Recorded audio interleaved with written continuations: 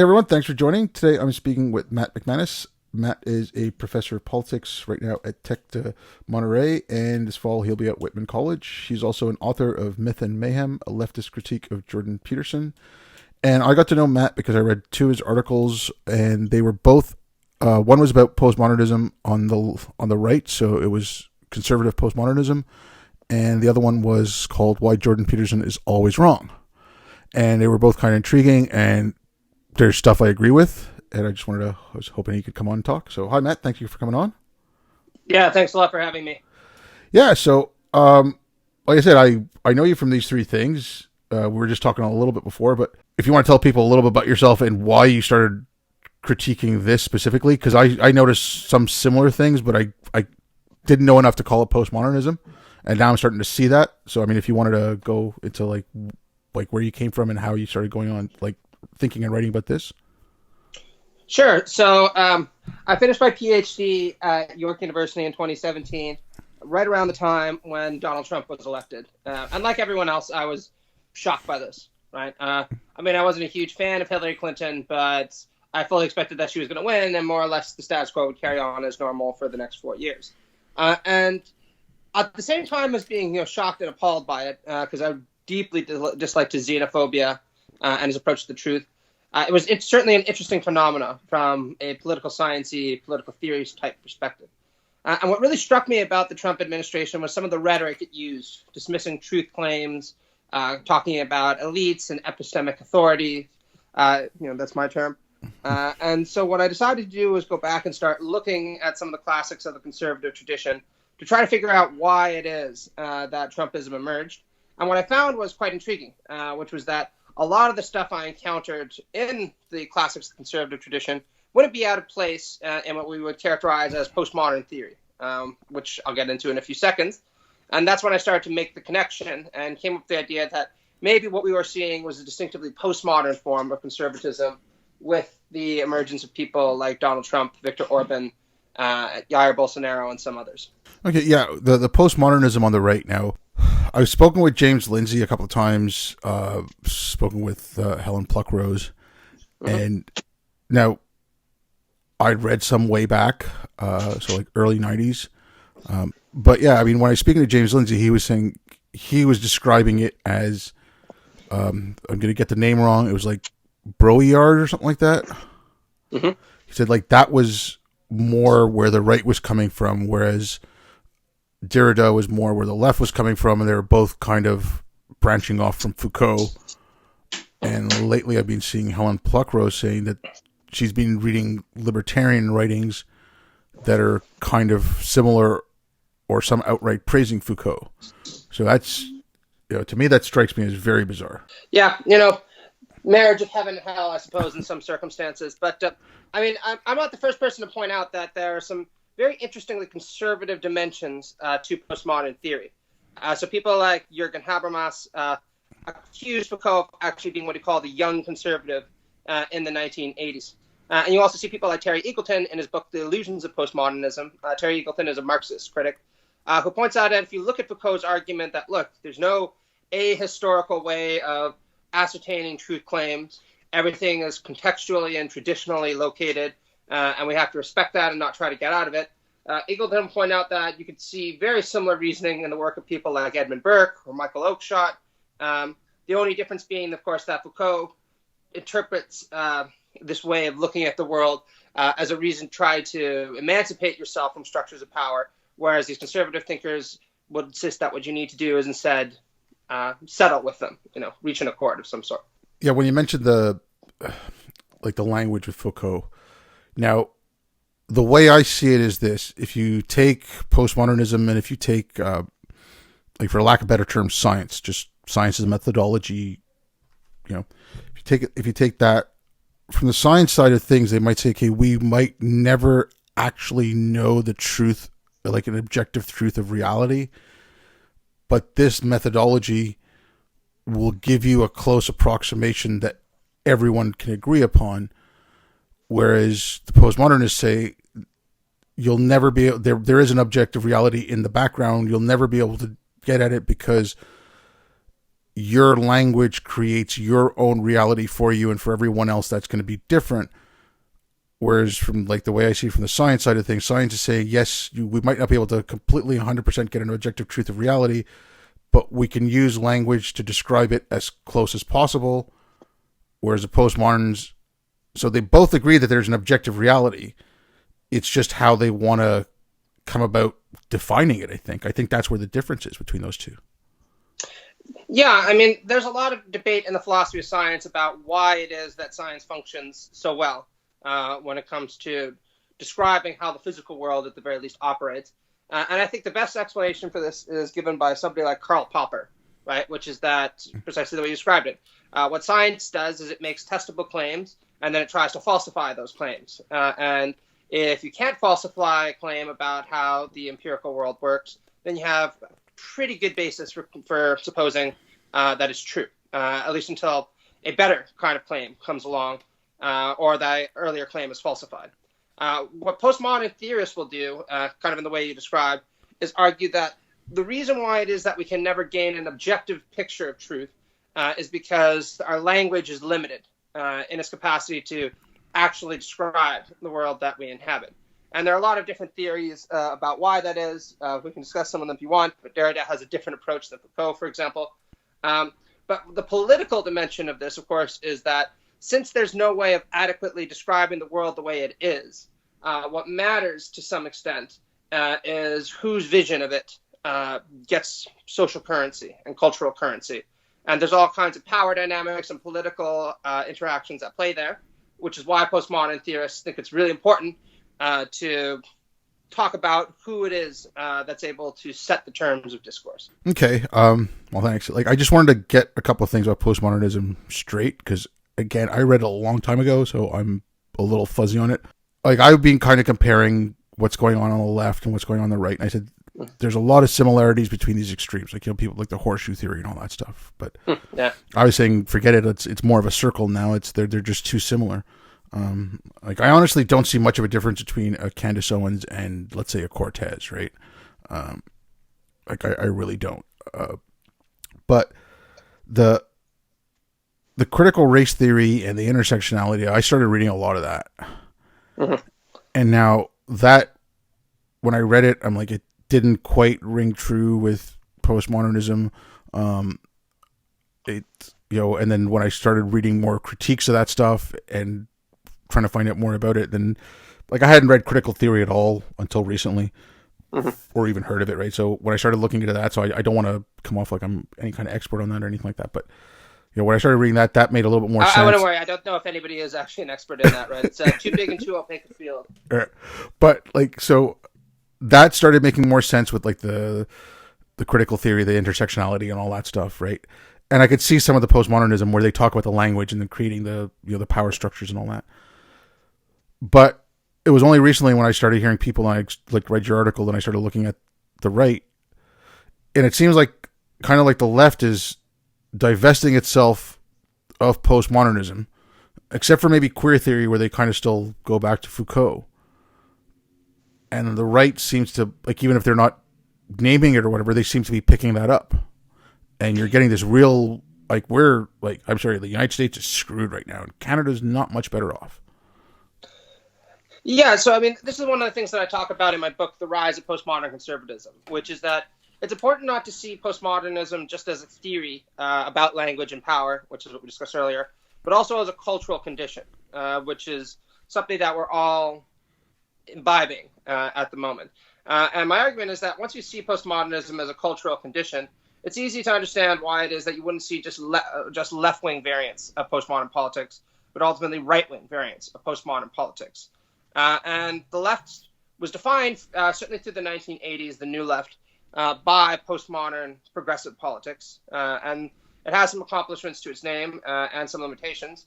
And it took a little while longer for the culture of postmodernity to seep into the political right, but now it has. And that's why we're seeing the emergence of people like Donald Trump with this whole idea of, I have your facts and they're alternative facts to the mainstream. Or, you know, Viktor Orban with this idea that you shouldn't trust liberal elites or those who espouse a universalistic liberal way of looking at the world. You shouldn't instead your faith of or put faith in your traditions. I mean, you had what's his name, Rumsfeld, back in Bush Jr., right? Known unknowns and known knowns and all that BS. Yeah, probably the best example I can think of is actually Karl Rove during the 2000s. He used to criticize what he called the reality-based community. And his argument was, all of you people are so concerned with facts and details and what's actually going on.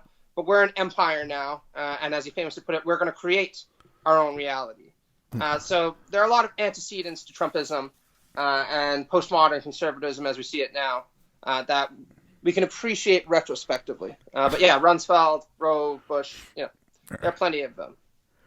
But I mean, like when you got those, okay, and that's why I don't like the terms anymore, because I don't think they serve us much good. But when you had that right left, or in the States Republican Democrat split, but it was healthy, and they were kind of holding each other in check a little bit, right? Like you need some of that stuff from the left, the humanitarian side. You need that, what used to be the push for free speech and like liberties and all that, and you needed that conservatism a little bit. Like, okay, can we spend all that money, right? Like you needed both of those things to work together. But now it's, like I said this to someone the other day, if Trump says the sun sets in the west, Pelosi's going to go check. It's like, that's where we're at now. Like, take the if there's a vaccine for COVID, take the vaccine, or no, don't take it. It's got a microchip. No, it doesn't. I mean, like, U.S. has done the most tests. No, they haven't. Like, and they're showing you the same numbers. They're telling you two different stories. Absolutely. And I mean, this is one of the things I talk about in the book as well. And I think a big reason for that is the changing media landscape that we've all been inhabiting for the last 40 or 50 years. What Baudrillard, who's a very well-known theorist of postmodernity, would call the saturation of the hyperreal into our conceptions of politics. And what I mean when I talk about our changing media landscape is what Neil Postman is talking about in his book Amusing Ourselves to Death, which is a classic of sociological theory. And Postman points out that earlier generations, the primary way they thought about politics and learned about politics was either through reading books or reading newspapers. And these book media both have their limitations, but the good thing about reading a book or about reading a newspaper is you usually get a well-elaborated, comprehensive perspective on something with a lot of detail. And in a newspaper, you're often forced to confront different opinions as well and kind of make up your own mind. What we've seen since the 1980s particularly is people get most of their information about politics from television and increasingly YouTube. And the way that television operates is it doesn't try to expose people to complexity. What it tries to do is distill complex facts down to 5 minutes and present them in as entertaining and facile manner as possible. And right-wing media actually was extremely accomplished at this. And one of the ways that they made the dissemination of information about politics interesting was by framing this very antagonistic narrative. And people on the left do the same thing. Right? And politics became increasingly conceptualized as rather like a sport. You have your team and you cheer for it and it's always good, and the other team is bad. You can see this in the kind of rhetoric people like Limbaugh or Gingrich would use. And given that, it should be no surprise that after 20, 30, 40 years of living in that media landscape, it's not really a surprise that people don't want to talk to each other because they've been primed not to accept what the other side has to say as relevant or interesting. Yeah. And then like I said, you get. And I should say, this is why I like these podcasts, right? Because I think this is a really good way of actually talking about things in a more comprehensive way than what you usually see in like a 5-minute YouTube video. Yeah. Or even, or you watch something on CNN, you got a panel with 10 people on it. It's like, okay, it's a 5-minute panel with 10 people. How long, what do you get to hear? Yeah. I mean, you're going to bring in an expert from Stanford University to talk about climate change, and rather than talking about climate change, he's going to give you a 30-minute soundbite, and that's going to be it, right? Yep. Okay, your critiques of Jordan Peterson, because I think you're getting some heat for this now. Yeah. Do you want to go into those? Because that was kind of, like I said, for me, I got to know him because of the C-16 thing, and I agreed with him on that. I don't want to say anything about him, as far as I can tell from everything I've read or seen, like he's respected in his field of psychology, but he got a lot of stuff wrong about this postmodernism stuff. When he had that debate about Marx, he didn't seem to really know much about Marx. And I don't want to, say whatever you want about the book. He got famous for a self-help book as well. That's what it is. Let's call it for what it is. Anthony Robbins could have come out with that book. Yeah, and I should say that I certainly don't hate the guy, and I actually have quite a bit of respect for some of his ideas. I think Matt's Meaning, for example, is an interesting work of Jungian psychology with some Nietzschean and Heideggerian innovations. So it's not like I actually do disagree with him on everything, right? That was just kind of the polemical title of one of our articles. I became exposed to him probably around the same time you did, with some of the stuff around Bill C-16 and his YouTube lectures. I think it was called Professor Against Political Correctness. And I was living in Toronto at the time, finishing my PhD. For a little while, everyone was talking about him, particularly on the political right. And the National Post wrote these glowing kind of op-eds about Petersonian thinking. And this got me kind of intrigued, as what it does, right? I wonder who this guy is and why he's drawn so much attention from people on the political right. And so I started looking into his work and reading his papers and his big book. And I eventually bought 12 Rules for Life also when it came out. And what I thought was interesting is that in many ways what Peterson was doing was developing a neo-modernist critique of the contemporary era that bore a lot of resemblance to earlier modernist right-wing critiques of liberalism and modernity, leveled by people like Jung or Nietzsche or Heidegger. And that's where the genesis of our book eventually came out of, that I thought it would be interesting to respond to him as a neo-modernist critic from the right, and to try to show why it is that his understanding of what modernity is all about has serious flaws in it. Okay, yeah. With me, it was things like, I think the best term I heard it, and it was just because he was too wishy-washy on it, was Douglas Murray when he said, okay, it's Jesus smuggling. And whatever, be religious, don't be religious, I don't care. But he is too wishy-washy on those kind of things, and he never, he'll say something like, oh, you really think you know what you believe? That's impossible. And I'm like, it's not a good enough answer. It's not, at one point or other, you have to act like you believe in something, or act like you have a lens how you view the world. You can't just waffle around forever. Yeah, absolutely. And the vagueness of some of his terminology is built into the theoretical position that he tends to take. Nobody's ever actually talked about Jungian approaches to the world as being analytically precise. In fact, almost by definition, since they deal with things like unconscious archetypes and kind of coding within mythology, it's a discipline that's not going to have the kind of precision that we would sometimes want. The reason that I decided to criticize Peterson, in addition to the ones that I mentioned before, was because I thought he made two kinds of mistakes, and you've mentioned a few of them. The first mistake is that he doesn't really seem to have a very good understanding of either what progressive theory is all about or what progressives actually want in practice. And you can see this in the way that he tends to characterize so-called postmodern neo-Marxism. He lumps all these figures together and assumes that the only thing that is really distinctive about postmodern theorists is that they're trying to rebrand Marxism for a new generation because its moral authority had been so undermined by what went on in the Soviet Union that it was necessary to kind of put old wine into new skins in order to sell it. And I think this is just wrong. Postmodern theory has its own unique attributes. In many ways, it was a reaction against or critique of Marxism. And conflating the two leads us to some very unusual philosophical situations where people aren't actually able to get a grip on what it is that they're trying to criticize. The second thing that I criticize him for is his own substantive political convictions in favor of what I call ordered liberty type supports for capitalism.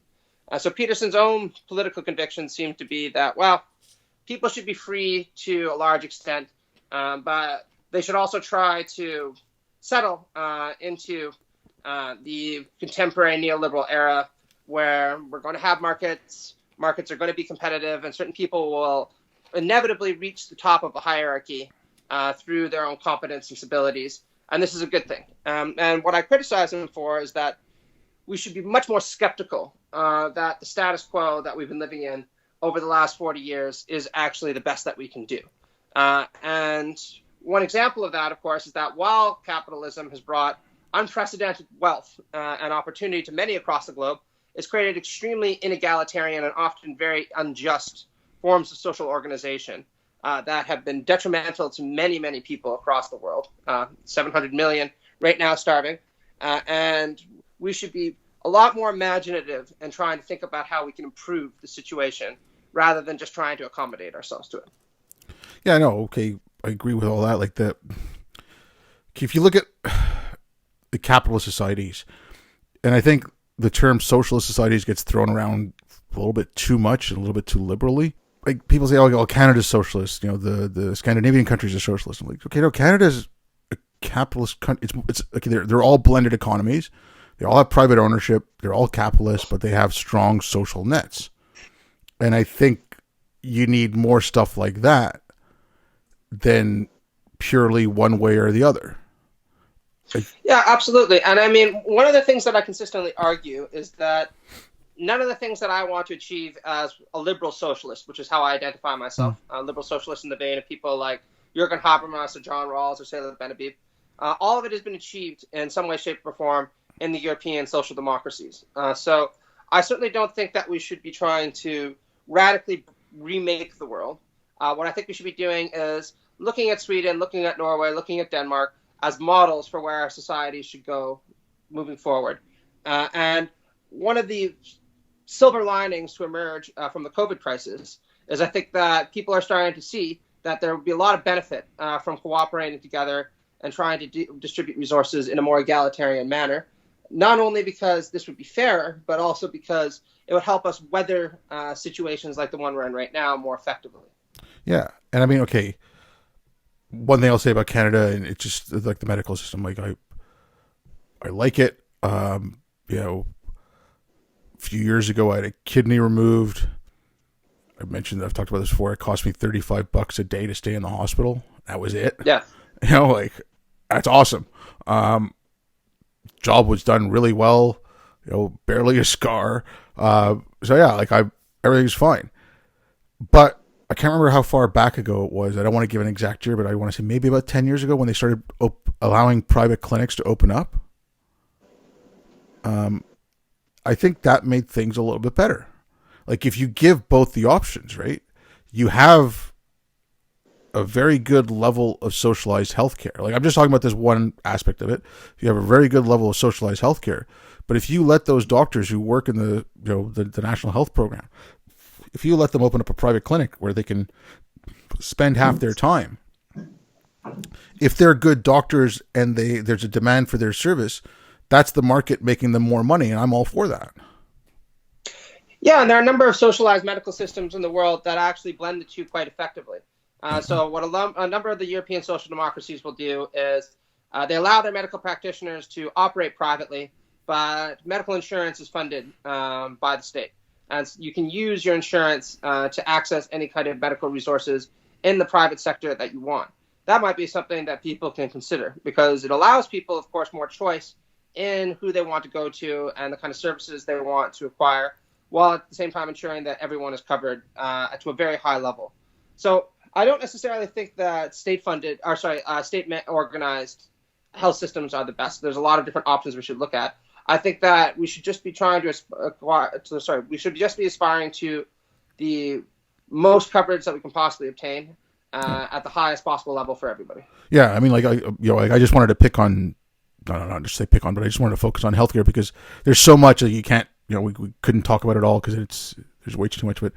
But when you just said, there might be problems with the state-run healthcare, and I agree with it. There are issues, and again, I think this comes down to both sides have their mantra for this, where it's like, okay, the Republicans, we need smaller government, and the Democrats, we'll make another department, we'll do this and that. And a friend of mine, Melissa Chen, like the way she said it, and it's perfect. It's like it doesn't matter about bigger or smaller government. you need effective governance. If you don't have effective government, it doesn't matter how big or small it is, it's not going to work. And I think that is one of the things that maybe COVID, like one of the silver linings you can want to pull out of it, is it will show what was effective governance, because we have data on like which countries did better. What did they do? How did they work? How did they react? And it doesn't mean a cookie cutter approach, but you can adapt some of that, right? Yeah, absolutely. And one of the things that I point out contra Peterson is that while it's absolutely true that there will always be some levels of inequality in society, there's no way of getting around that. We can have a lot of choice about what kinds of inequalities we're prepared to tolerate. And Thomas Piketty has released a really good book on this right now called Capital and Ideology, where he talks about the history of different property regimes throughout history. And he points out that everything from slave societies to the feudal system had apologists who claimed that the established order is natural, it cannot be changed, that the people at the top deserve to be there because God placed them there, or they're racially superior or whatever. And of course, they're all gone right now because we improved upon them. And I would make the same argument right now, that there's a lot of good things about the society that we live in. There's a lot of good things about having competitive markets and having private property, but we shouldn't naturalize that or assume it's necessarily the best way of organizing things. And as you pointed out, we should always be open to looking for ways to improve it, if at all possible. And I think European social democracies have pointed to a very interesting and viable step forward for the rest of us. Yeah, I mean, like, okay, this is something I'd be kind of playing around with, and I've spoken to a couple of people about this. I think the way we look at our societies and our first principles matters on how we're going to go forward on this, because again, I've used the expression that first free speech is the foundation of all our foundation of democracy. It's the bedrock of all our other rights, and I think that's wrong. Not the importance of free speech, but the way you think about it. I think we need to change the way we think about our first principles. Like, I don't think we need to think of our first principles as foundational. I think if you think of them as a foundation's rigid and hard, and you build your structure on it. So if the principle is free speech, part of the structure, the wall that goes up is the First Amendment. So then you have people saying, oh, well, it's a private company. It doesn't matter if they don't do it because it's not the government. But the First Amendment is not the principle of free speech. The First Amendment is something that came out of it. So if you change your thinking about your first principles and you think of them not as a foundation, but as the earth of a garden, and then your laws and everything that spring up, if that's something that's coming up and it's like, okay, this is not good, it's killing the garden, it's affecting everything else, it's a weed, pull it out, you can.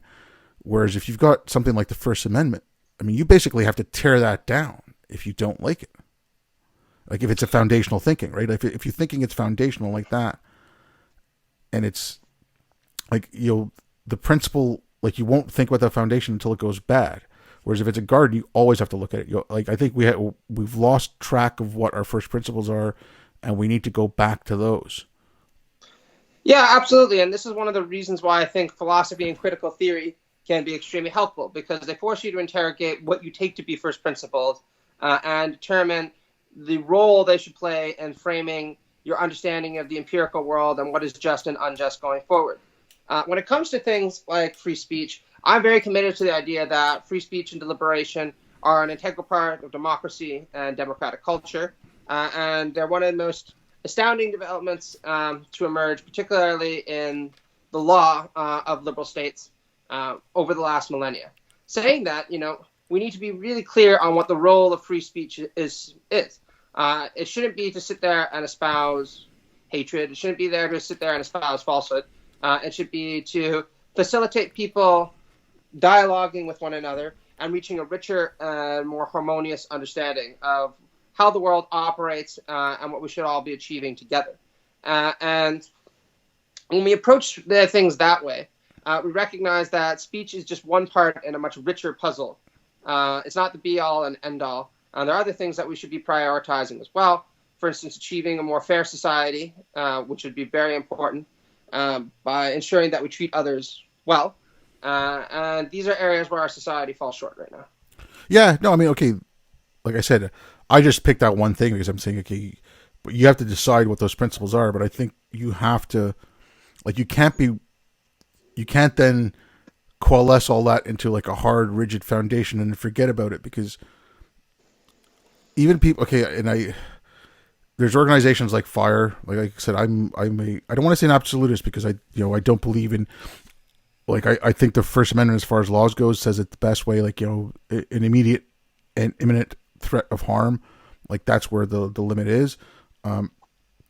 But there's organizations like FIRE that kind of point it out. But a lot of the people who you see on Twitter, like, little blue check marks, or people with large followings on YouTube and whatever, and they blather about free speech, and they blather about the First Amendment, and they think the First Amendment is the end all and be all about free speech. And I'm like, no, it isn't. It's they lack that understanding, because they've forgotten where it comes from. They're looking at the law, not at the foundation of where it comes from. Yeah, absolutely. And the basis of defenses in free speech in the liberal tradition, and I think John Stuart Mill put this very well, is that it's supposed to make people smarter, make people more curious about what's going on in the world. And I think that oftentimes it does do that. The problem with a lot of these self-appointed defenders of free speech is they're not actually interested in having a more smart conversation or trying to understand the world more accurately. What they're often trying to do is push a dogmatic agenda that has many reactionary elements, and they're not very curious to find out what the other side has to say. And in these kinds of circumstances, invoking being defender of free speech is really just a way to glamorize what's fundamentally a very reactive and uninteresting and uncurious perspective about the world. Yeah. I mean, it's like I said, just bring back to what we kind of started with, the right and the left. You have the Candace Owens and the Charlie Kirks of the world, and I mean, you can go up and down the spectrum on the right, and you can go up and down the spectrum on the left. But like I said, that like start at Candace Owens and go further crazy. That's the same as the crazies on the left, and they both want to stifle the other side. They both say the other side doesn't want to talk to you. They both, they use the same language. They use everything else. They use the same tactics. Yeah, it's like this. The more I start reading about this, the more I see it. Okay, it's all coming from a common thought pattern. Yeah, absolutely. I mean, the Candace Owens of the world and Charlie Kirks of the world aren't really interested in improving public discourse, right? What they're interested in doing is advancing an agenda that placates their audience and makes them money. And that's fine. They should be allowed to do so. I'm certainly not saying the state should intervene to prevent it, but we really should be aspiring to a higher level of public discourse than that. So I think that we'd have a much better world if the Candace Owens and Charlie Kirks of the world were far less numerous, and we had interesting commentators that actually contribute to people's understanding and intellectual curiosity in their stead. Oh yeah, I mean, that's just it. Like, they're there. Let them speak. Let them whatever. They can sit at the kiddie table and yell at each other all they want. And we can go have a grown-up conversation somewhere, right? Like, that's all you really need to do. I know you got to, like, I don't want to take up too much of your time. I know you got to get going, but if you got anything else you want to talk about, if you want to talk about your book, where people can get a hold of you, anything, sure. Anything you want to get off your chest. Yeah, no, that's not a problem. I mean, if any of your listeners are interested in contacting me, they can always reach me on my email, which is mattmcmanus300@gmail.com, or they can add me on Twitter at @MattPaulProf. And there's just a picture of me and my wife and that book. And I certainly do hope that people pick up our new book, which is Myth and Mayhem, A Leftist Critique of Jordan Peterson.